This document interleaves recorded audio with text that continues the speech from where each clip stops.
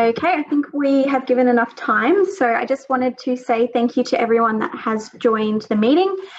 Just a reminder, this particular webinar is a little bit different to our monthly webinars. So we have set it up that you can kind of jump in and out as you please. We'll be running through 4 scenarios if time permits.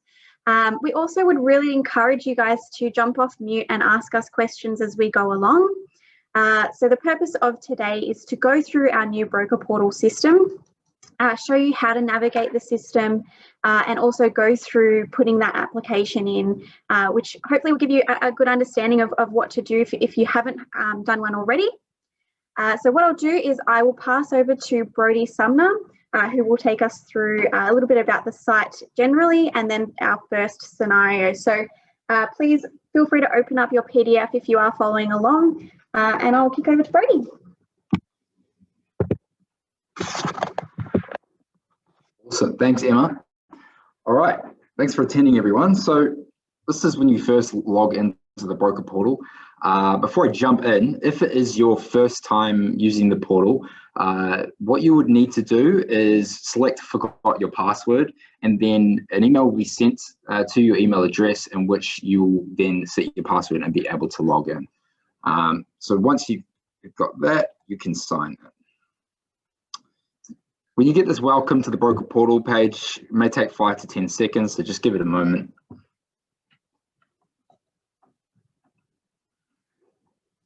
And so this is the dashboard, and this shows, basically gives you options to create a new application and also jump into your outstanding applications that may have been posted or submitted or have been unsubmitted. And it also shows you unsubmitted applications down below. So as you see here are a few unsubmitted applications. You have this pencil icon here, and this allows you to go into an existing application and edit those fields that you may not have completed as of yet. So here, if you jump into applications, this also shows you unsubmitted applications, but also submitted applications. So right here we have a print icon, and that would display, say, a summary of an application that you have submitted, which you can see right here.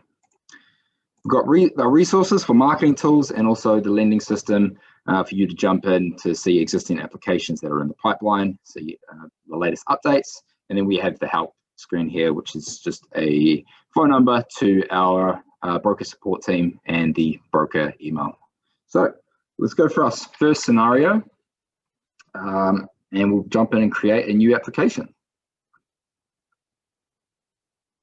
So the first and most important thing before we start an application is to ensure that we're going to be obtaining a green tick throughout. So if you see down the left side, this is all the sections of the broker portal application.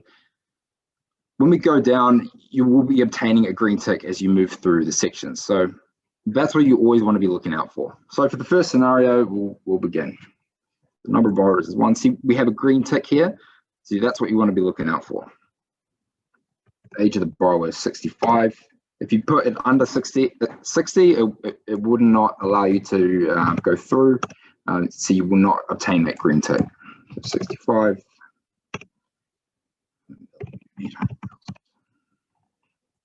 The postcode here directly links to our postcode lookup tool. So if you're putting in a postcode that would say be an orange or red postcode, it will notify you. In this case, it's green.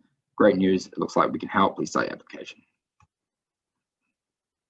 So now we've got that green tick from the previous sections. That's what we're looking out for, like I mentioned. So it's a standard loan, and this is where it calculates the max lend. In this case would be 20%, so 160,000, but we only require 120,000.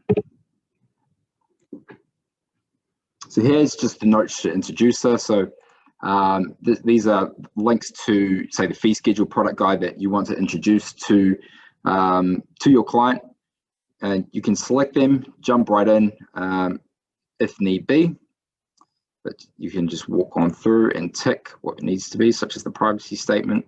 And right here, you just want to put in a discussion that you have with your client regarding loan suitability.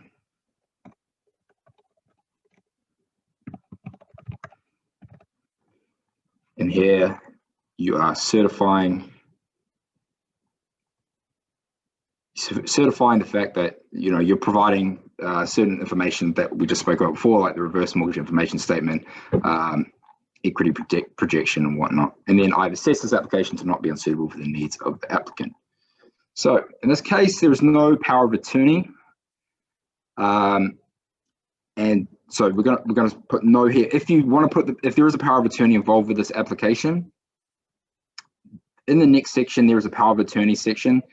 This is where you put in their details. But since we're selecting no, you're already going to get that tick, and we're going to skip. You won't need to do that section. So the email address is super important. We need to make sure that the client does have an email address. So a certification email is sent to their email address, and basically it allows them to certify that the application you posted through is correct, and they understand that the reverse mortgage has been submitted on behalf of them. And the email that is sent off, it provides a link to the certification link, which you can see right here. And that just you go in and confirm your details: number of borrowers, postcode, property value, and you go through the steps to basically confirm that that is okay. I've got a question here. Give me a second. How does this go with the new BID rules rather than not unsuitable? Could you please provide a bit more information on that one? I'm not too familiar with that, but I do understand that for best interest duty, there's no, we do not have but best interest duty wasn't specifically put in place for reverse mortgages. It's for the broker. But if you have. Yeah, I'll just jump in. So thanks for that, Alan. So with the way that our product is created, we do have such an in-depth assessment process that best interest duty doesn't actually apply to our product. So if you have done one of our loan applications, what you'll be able to see as we go through, probably more towards the end of this application, you'll be able to see that we've put so many questions in to confirm the customer's future needs, making sure that they are, that this is a product that is not unsuitable. So this is kind of more built into our product. So as long as you are, I guess, making sure you're putting reasonable details in with your application, you're providing the customer with their Money Smart and the information statement provided by ASIC, you have done your compliance on that point. So thanks for that question. Awesome. We also have another question here from Peter. What if the client is not computer literate and doesn't have an email? So that's something I was just about to mention. That definitely could be the case. In that circumstance, what we do is, we can send you out the signature form, the signature section of the application form. You'll need to get the client to physically sign that section, and then you can scan that back and send it to us. But ideal situation is if they do have an email, but we can work with it. Just make sure you contact the broker support, and we can sort that out for you. So, email. What is it? Title, Mr. John.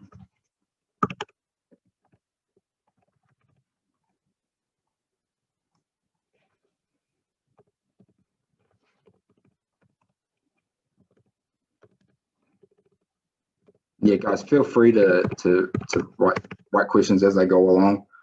10:55.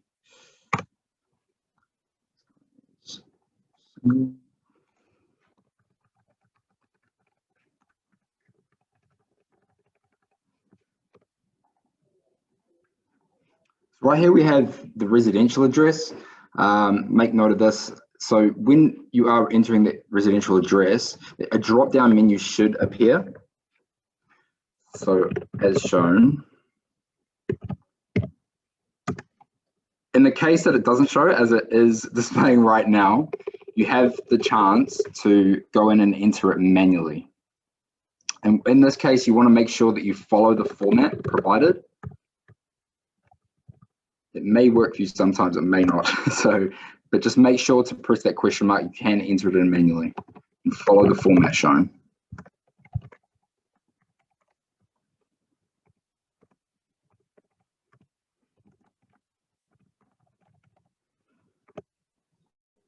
And so you got the green tick. Cool, so we've got a question. At what stage does an email confirmation get sent out to the client? So once the application has been submitted, that will go directly to the client. So it'll be great if you can get in contact with your client to make sure to look out for the email. There is a possibility it may be in their junk mail.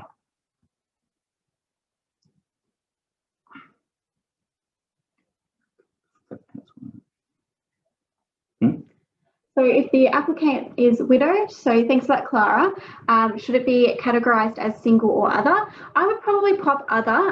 When you do select other, it should open up a little box for you to type. So it's probably the best way to pop that one in. Thanks for that, Clara. In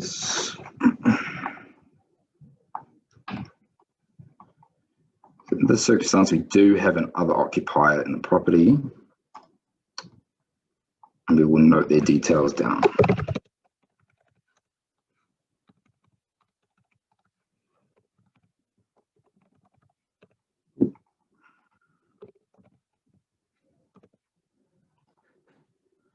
Is there property owner trust or additional registered owners will not be nominated? So anyway, before I move on to the next section, do you guys have any other questions? You guys want to jump on your microphones or ask questions in the question box?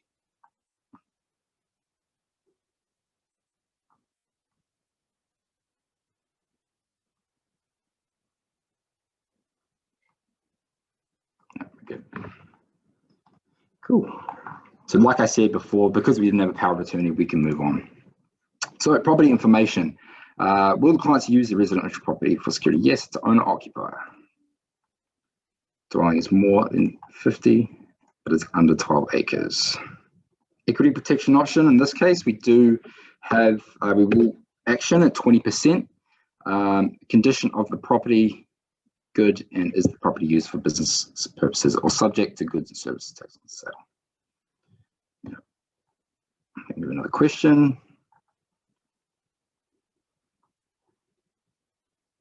So you want to, so when it comes to, when it comes to other occupiers, well, if there are other occupiers, we do need to see that they are in the property. They need to acknowledge that they, do not have any tenancy protection, and that they are aware of the reverse mortgage on the property. In regards to the age, it's just for our own purposes. Yeah, so Paul, with this question, so on the actual broker portal, when you pop it in, it should ask you to specify, or you can also pop it into your introducer declaration section. So if they are over the age of 18, we do need to know the age because they'll need to sign an other occupier agreement form with part of their application. If they're under the age of 18, they don't need to sign that, but we still would like to know that they are in the property.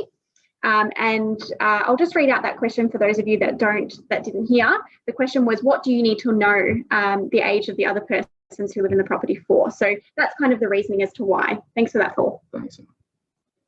Guys, have any other questions before I move on?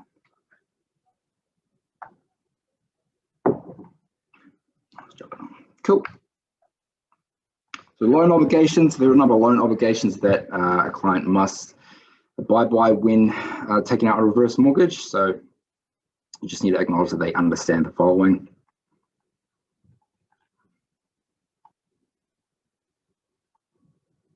Cool. And how will the funds be used? So upfront, this is purely about the initial advance. So in this case, if we're looking at our first scenario, there is only we're only using the initial advance. So in this case, it is for the purposes of consolidating debt, 50,000.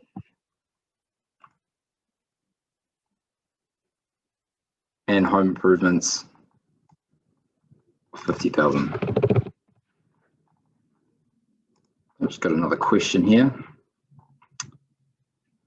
Many people are working from home these days. Would it mean that property is used for business purposes? No, not in that case. No, it's only for, say, the property was specifically for commercial purposes. Working from home is not considered a commercial purpose. So we've entered in the loan purposes here. If you made a mistake, you can click on the rubbish bin here, which will get rid of it. But in this case, we do not have a regular advance, and we do have a cash reserve that we will set up though. So in this case, 20,000, and in this case, it will be used for travel. And here we have, we've got another question.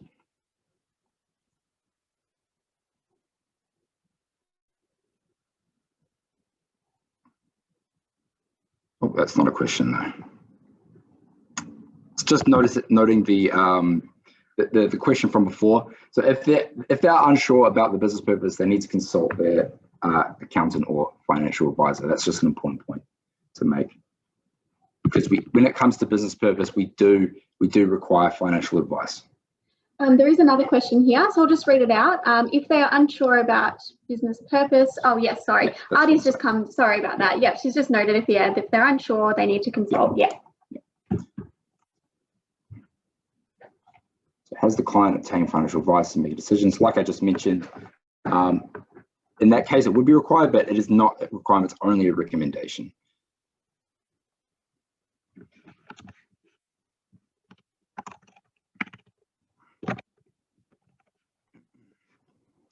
Client consider whether the loan will impact any government pensions. So maybe the case it may impact a reverse mortgage may impact their pension. In this case, no.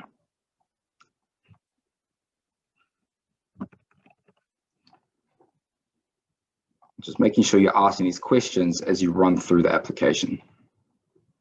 And future needs, obviously, it's a super important part of the reverse mortgage. So, like I said, just running through these questions with your clients, it's really just a great base for the conversations that you have.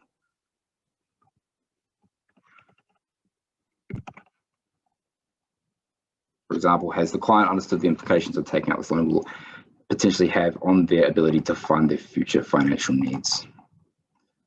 Lifetime loan. In this case, they would like equity to remain because of the equity protection option, as I mentioned before.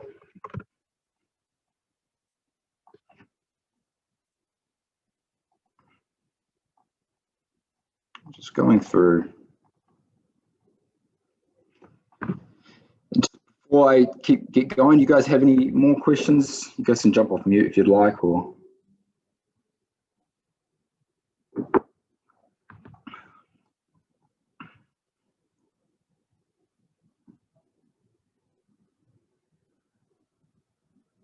So do I need to do a preliminary credit assessment for a reverse mortgage?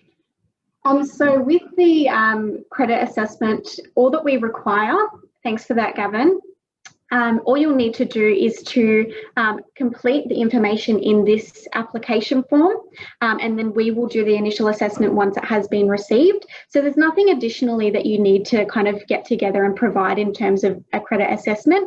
We'll organise that once we've received the application through. Thanks for that, Gavin.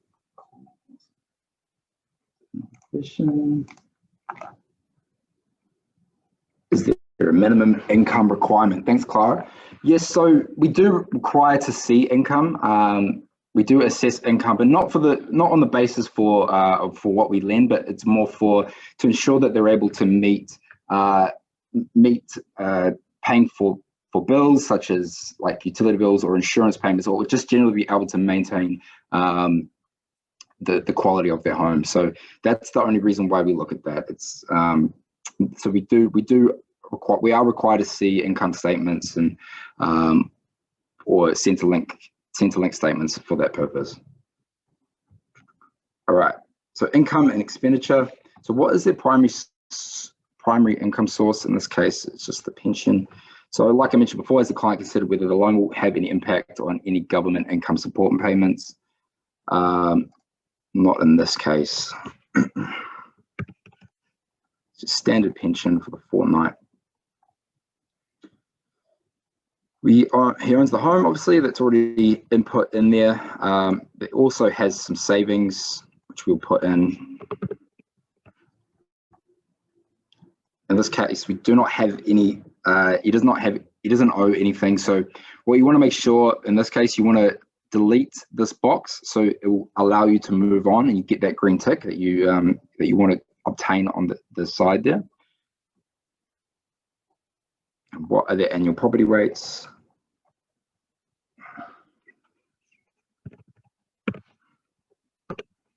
For example, and then, like we see, we're still obtaining this green tick as we go along.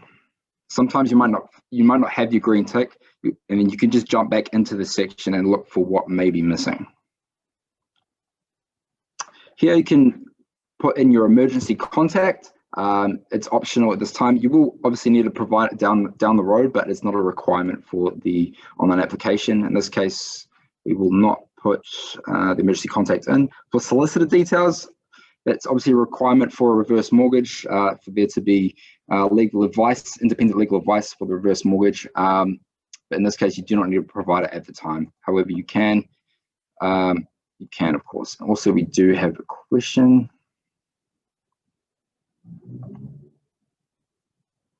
Okay. So Sam just made a comment here.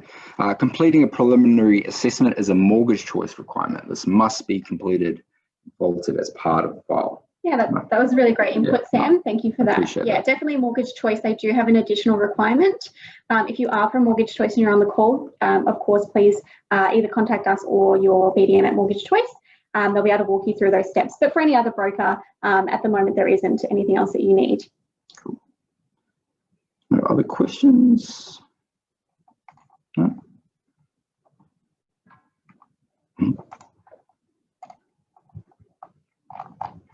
So moving on, it's the last, we're getting to the end, applicant declarations. So this is where the applicant will need to declare that they understand the application and all the implications that come with the reverse mortgage. So just go through those and tick those off.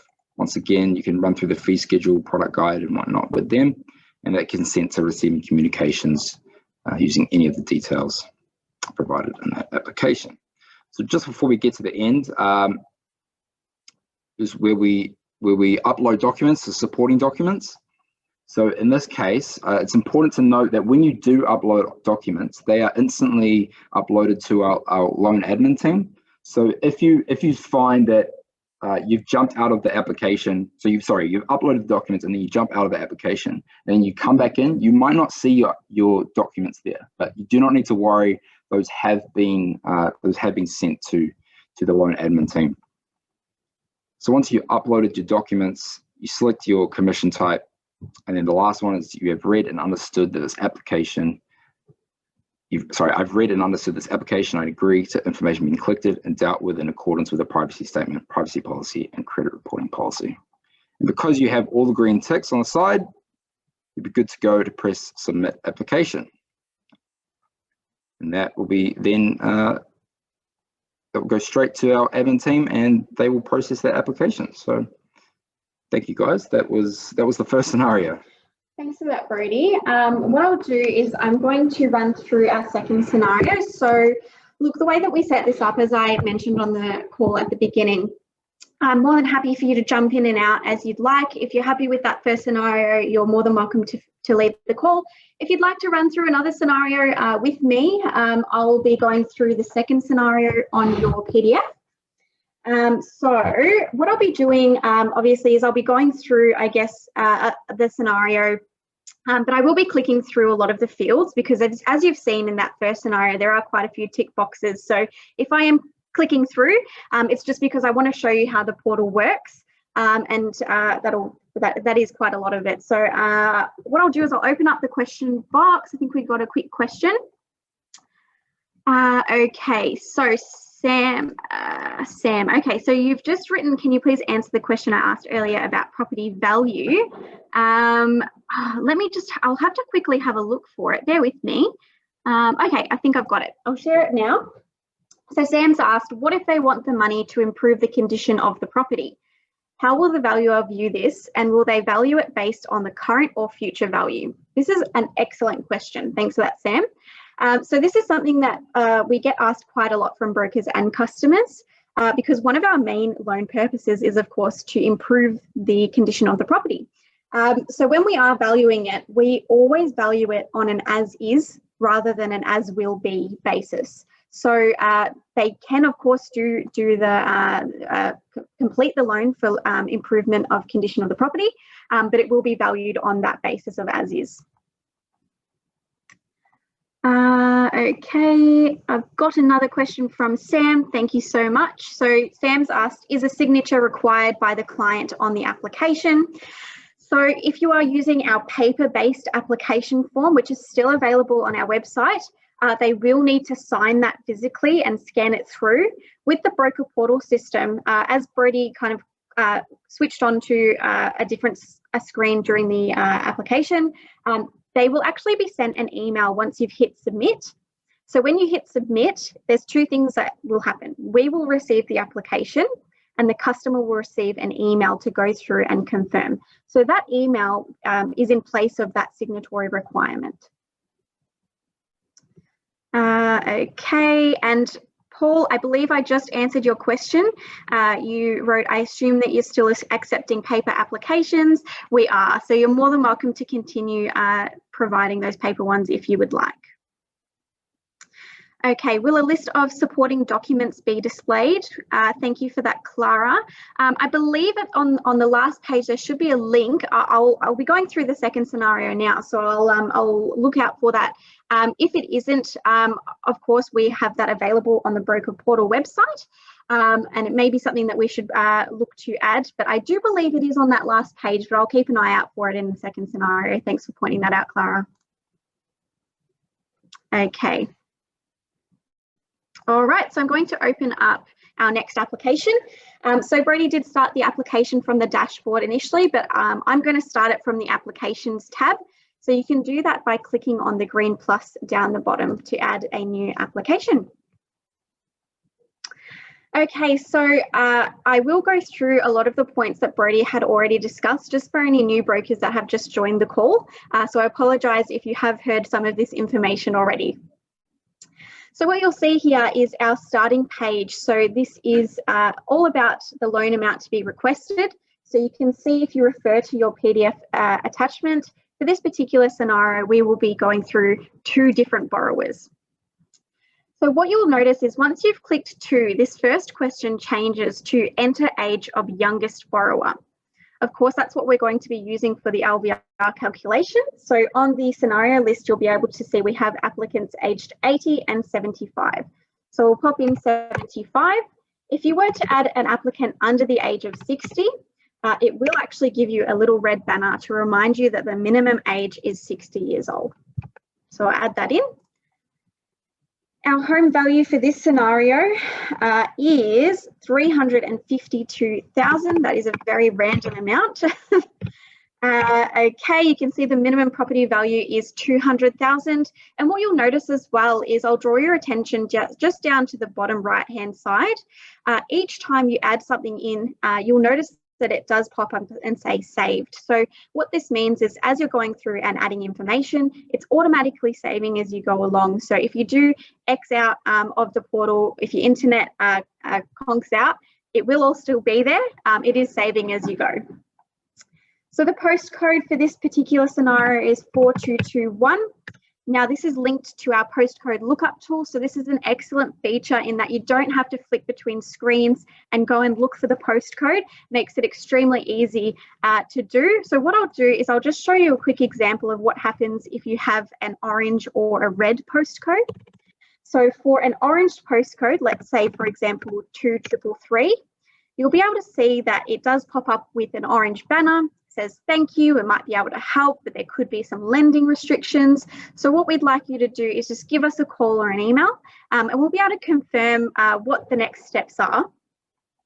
And then, for example, a red postcode could be 2360, which would pop up saying, you know, we don't offer reverse mortgages in this area. However, we still want you to give us a call or an email because we might be able to look into it. It would just need a little bit more information about the scenario at hand. So that's really beneficial being on the first page. You know, we don't want to get to the very end and then to alert you that you can't go through. But as I said, we do try to offer as much as we can.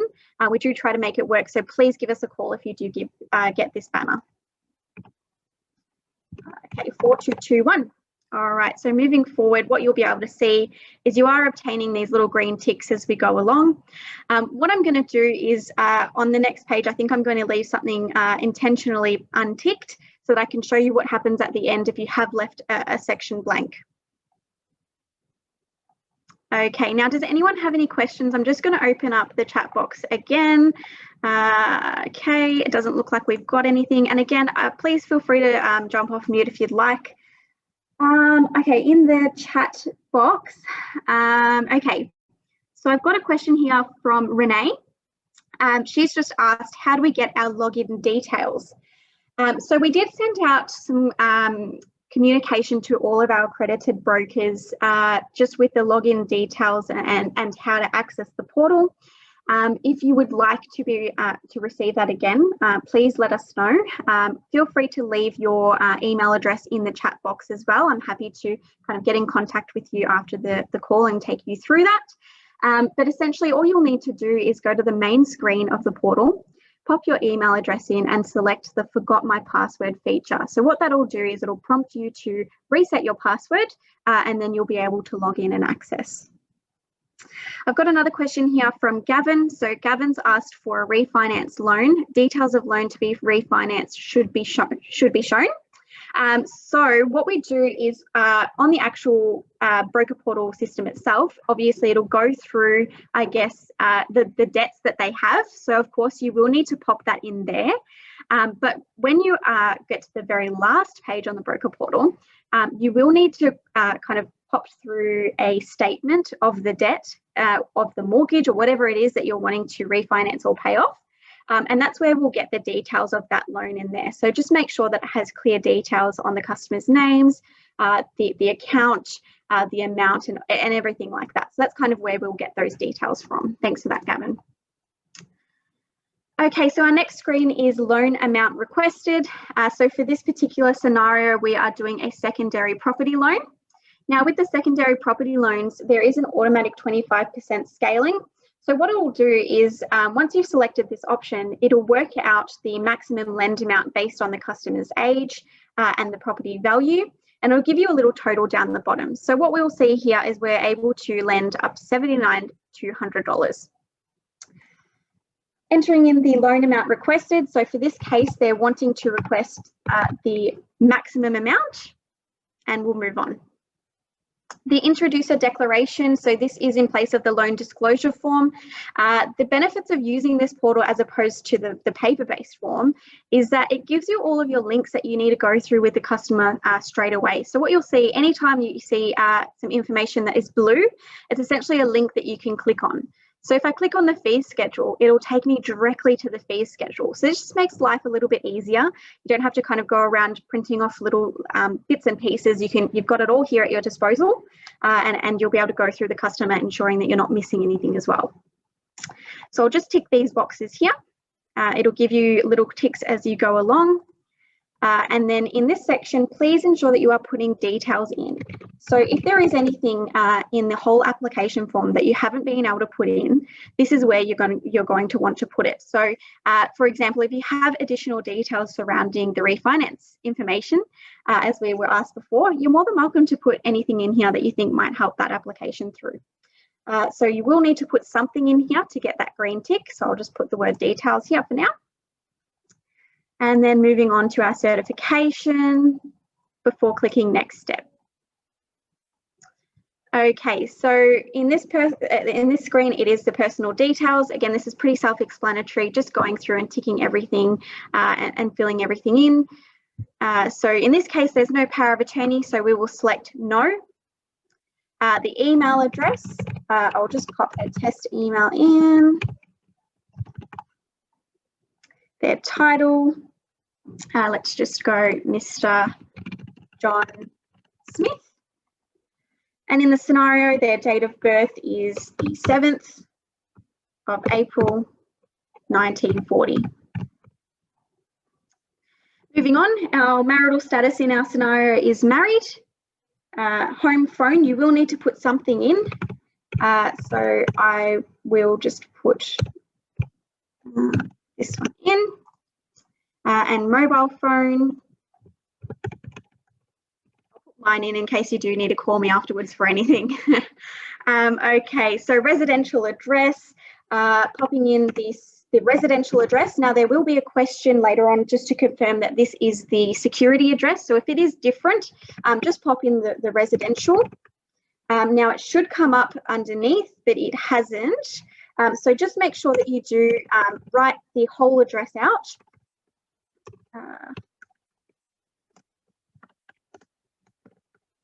And moving forward. Is this the client's postal address? We're not sure, so I'll just tick no. It will give you the, sorry, I'll tick yes. If you do tick no, it'll open up a box there and you can pop in the residential address. Okay, so citizenship will pop in Australia as per the scenario. And what you'll see here, different to Brodie's scenario, is because we've ticked 2 borrowers, it'll give you another borrower section. So we'll pop in the details here. I will make Mrs. I'm going to put her as John Smith as well. And when she was born. So on the scenario, we've got the 1st of Jan, 1945. And you'll get that green tick.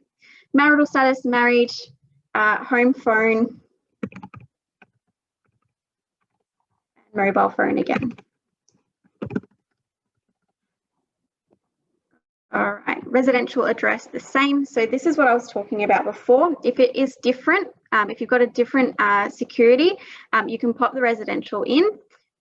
For the sake of this example, I'll just tick yes.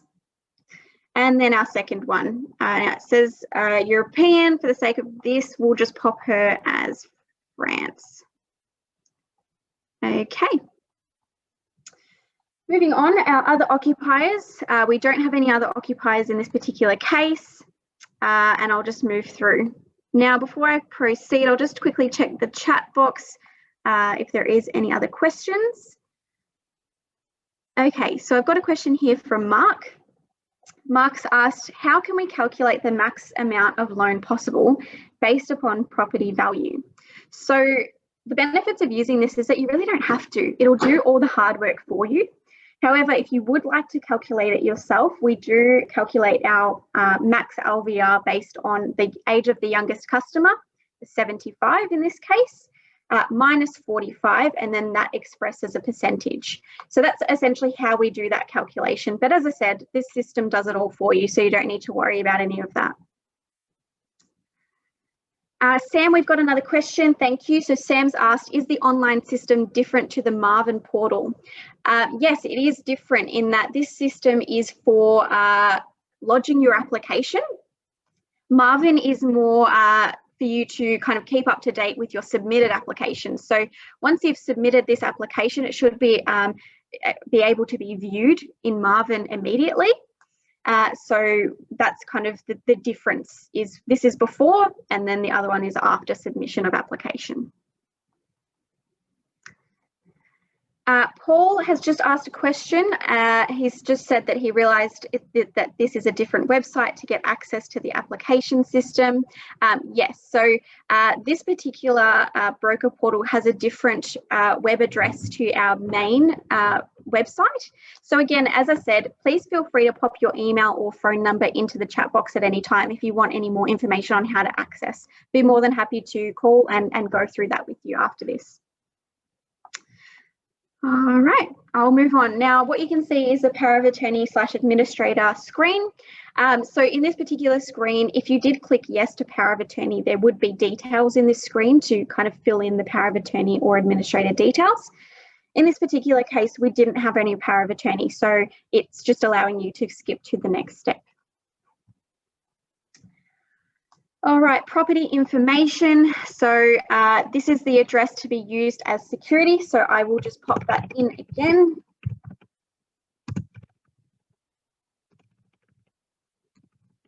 Now, what it should be doing is it should actually populate a list of addresses to select from.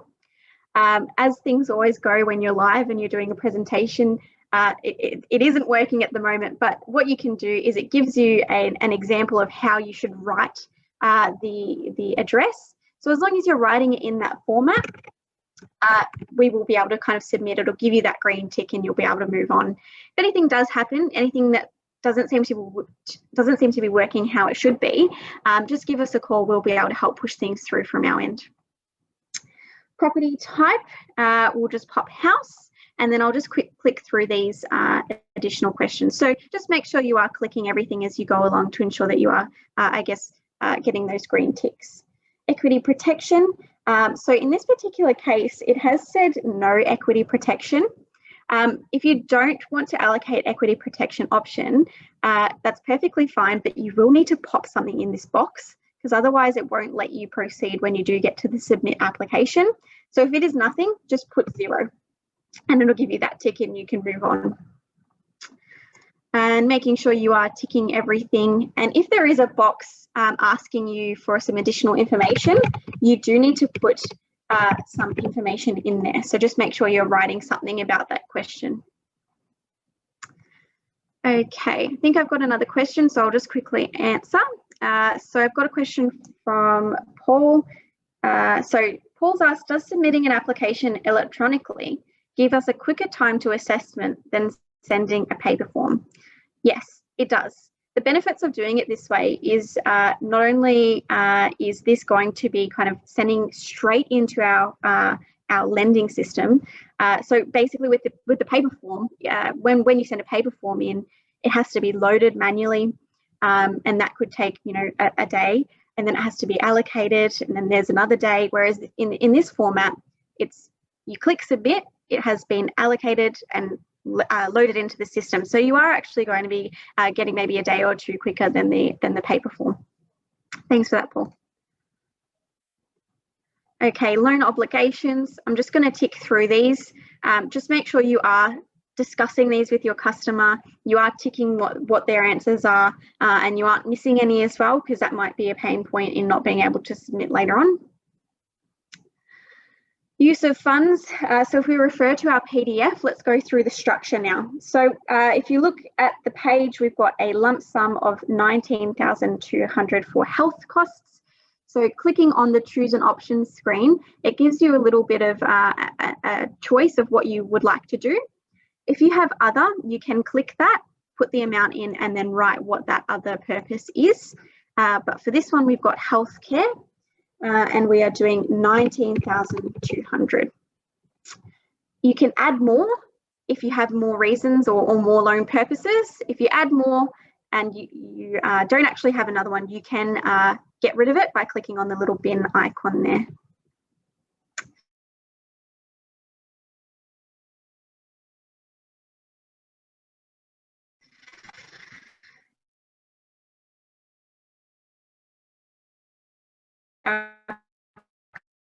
Customers would like a regular advance, so we'll tick yes. So this is where you can put in the amount, the frequency, and how many years they would like that advance for. So in this case, we're looking at $1,000 per month for 5 years. And what you'll notice is before I ticked the 5 years, it did actually come up with a banner down here. It's not doing it anymore. But if you've missed that, it will give you a red banner just to say, whoops, looks like you've missed something. Please go through and make sure that you've popped in all of that information. And it'll give you that total. So in this case, they're looking for $60,000 total in regular advance. Lastly, Do they want a cash reserve? Looking at our scenario, they do not want a cash reserve, but for example, if they would like to allocate a cash reserve, click yes, and it opens up some additional information. So how much they would like and what they would like the cash reserve for. Down the bottom of the screen, what you'll see is it totals up everything for you. It reminds you of what the max borrowing amount is. So for example, the total of all requested advances is $79,200, and they're eligible to borrow up to $79,200. So if you look at that and we've requested $100,000, it's just good to kind of see that on the screen. It'll remind you that we might need to fix up the structure a little bit. Going down, you can see that there are some more blue links, and these are just additional, I guess, documentation that would be beneficial to discuss with the customer based around the structure and everything like that. Okay, I'll just quickly check the chat box. Thanks for that, Clara. I'll send you an email afterwards. Okay. All right, so moving forward, our loan considerations. Now, as I said at the beginning, I will click through a few of these just because it is pretty self-explanatory. Just make sure you are getting that green tick. And this is just all about important information that we do need as part of our application. So, you know, Centrelink income, financial advice and things like that. Again, we've got some more of these links here, and that'll just be more information that you can base that conversation around. Okay, we're moving forward to future needs. Again, ticking everything, writing your details in. Still getting those green ticks. It's still saving down the bottom there as well, which is good. Okay. All right, sorry guys, just ticking through. All right, beautiful. And that's what we spoke about before in best interest duty. What you can see there is we really do cover a lot of that base. There's a lot of questions there that you do need to go through the customer, but for good reason. So that's kind of a good example of why we don't necessarily fit under that banner.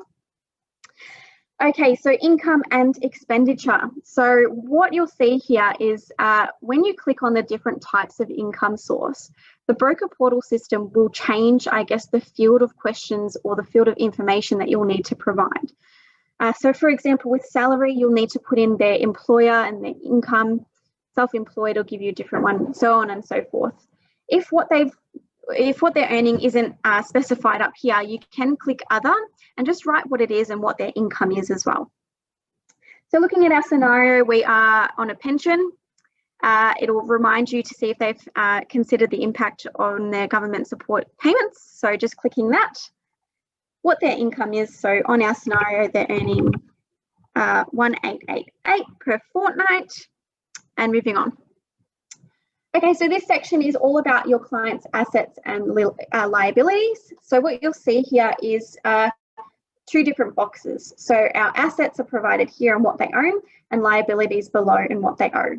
So a few features on this particular part is that you can either select from a drop-down option or specify other, pop in the amount, and add more as you need to. If you do add more, again, just click the bin icon and delete.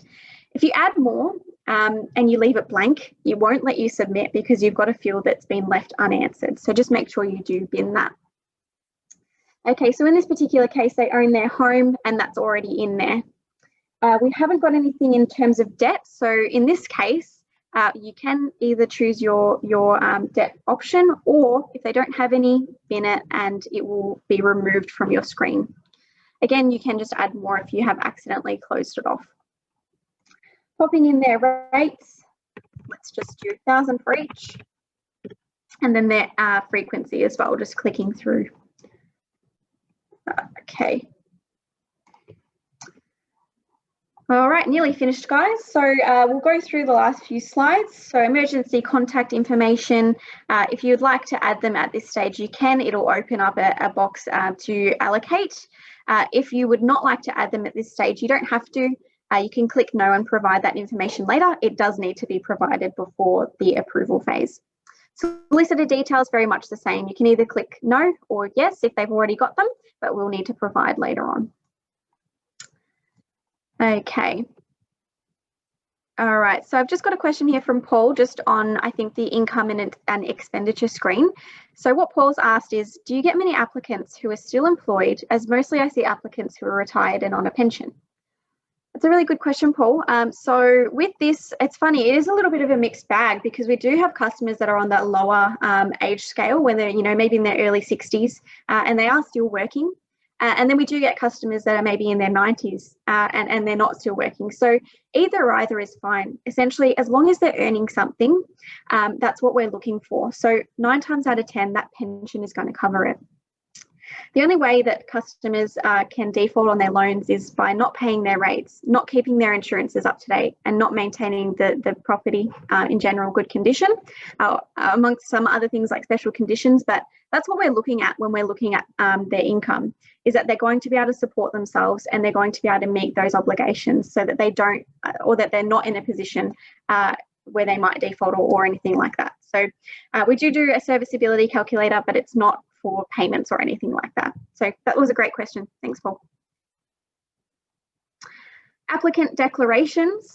Okay, so clicking them through, and again, see those lovely blue links that you can open up. Okay, tick, tick, tick. And then our last page here is the document upload page. So this is where you're going to be uploading any documentation. So you can click on the browse and that'll kind of open up your computer's files, and you can attach and drop files in. If you don't want to do it that way, or if it's not working, or if something's happening, you can just email them to our applications@seniusfinance.com.au email. Just make sure you put the customer's name and that you've popped it through on the broker portal. So once you've submitted, I'll just tick these. Once you've pressed submit application, what you'll find is if you go back into the portal and you're trying to look at the documentation that you've uploaded, you'll probably notice that it's not there anymore.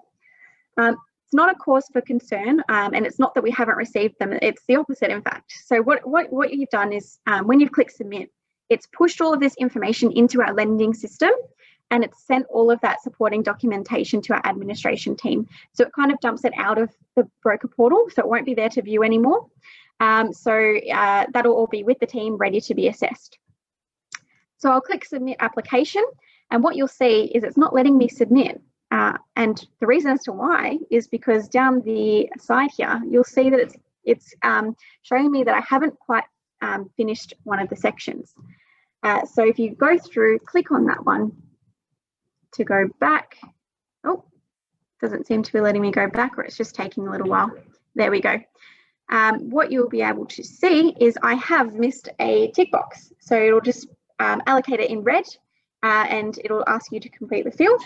Complete the field, get the tick, and then you can jump back down to the last page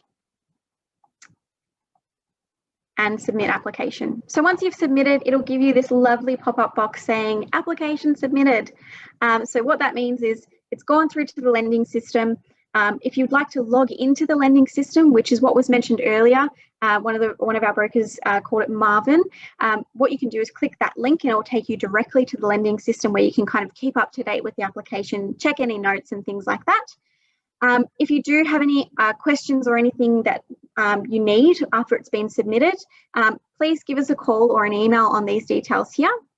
And what you'll be able to see is once it has been submitted, you can click on Go to Apps List, which is our Applications tab, and you'll see down the bottom here, it now has a print icon. So that means that it has been submitted. You can click on that, either print, save as a PDF, but all of this information will be here. So that's what we've just popped through. So what will also happen, as mentioned before, is you will actually have, so once you click that submit, your customer will receive an email. In the email will be a link to open up this page. So all you'll need to do is confirm with them that they've received the email, advise them to please just go through. There'll be a few different pages to confirm information, and it'll have the different information on there. This particular example doesn't have the information listed, but it will. Just make sure that they go through, tick everything, clicking the next step until they get to the end.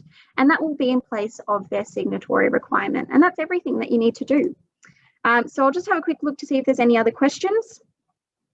Okay, So is the 12 acres the max or just a guide, from John? So thanks, John. At the moment, we do require just the max 5 hectares. So that is kind of the maximum. There is a possibility that we might be able to work something out if it's just over, but if it's quite a large amount over, it's not likely. But, you know, what we like to say is never say never. Please send us the scenario, because we'd like to have a look at it first, see what their particular case is, see where it is. We might be able to work something out. So I guess that's kind of the guide there. Okay, Clara has just asked a question, are digital signatures acceptable? So in this case with the broker portal, we're only wanting them to confirm via the email link. So we wouldn't actually, we wouldn't accept a digital signature in place of that link. On the fillable form, we would like them to sign that form as well. So we wouldn't be able to accept that in this case, but a good question nonetheless. I'll just open the chat box and see if there's any more. And then, gosh, I've actually just realized the time. It's already 1 o'clock. Time flies when you're having fun. So what we might do is, please let us know if you would like us to go through any more scenarios. We might not have time to go through the other 2 today due to all of the fabulous questions from you all. But we're more than happy to look into doing another session maybe in the new year. So I am more than happy to kind of get that information if you'd like. I'll quickly look in the chat box. I think we had a few additional questions.